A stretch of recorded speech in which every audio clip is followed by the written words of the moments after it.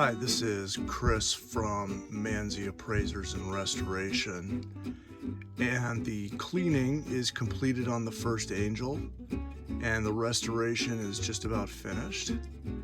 And it's been a very interesting journey looking through this piece and going through all the different aspects of its previous life. We can see here that there is evidence of previous damage that seemed to have split this poor angel almost in half.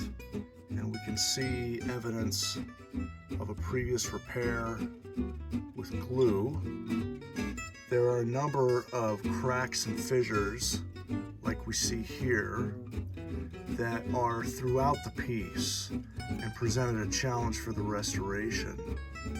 As in any restoration project of this size and scope, it is important to make sure that we don't go too far with the cleaning or restoration, thereby creating an irreversible situation for the restorers of the future if need be.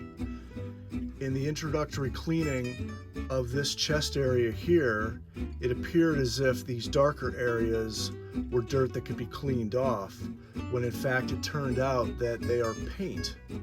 And other areas up here that also appeared to be dust or dirt that were in fact paint, either originally applied as a polychrome to the original figure or were some kind of later restoration that was then glazed over and trapped in dirt particles and dust particles at the time of that painting and potential varnishing or glazing. Here is another example of a post-cleaning area that appears to still be dirty, when in fact it is merely the wood showing through the original polychrome.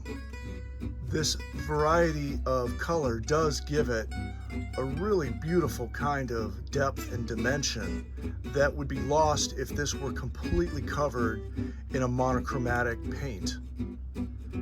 It is also apparent upon closer inspection that there may have been original layers of dust and dirt that settled on these wings, had only been partially cleaned, and then had been covered over by a secondary glaze in a previous restoration. Finally, here's another example of where surface dirt seems to have been trapped underneath a previous glaze, perhaps by a previous restorer.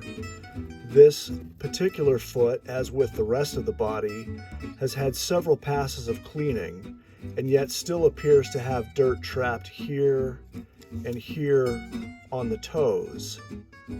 It would appear then that there had been previous dirt and dust that had been trapped underneath a secondary glaze, perhaps by a previous restorer.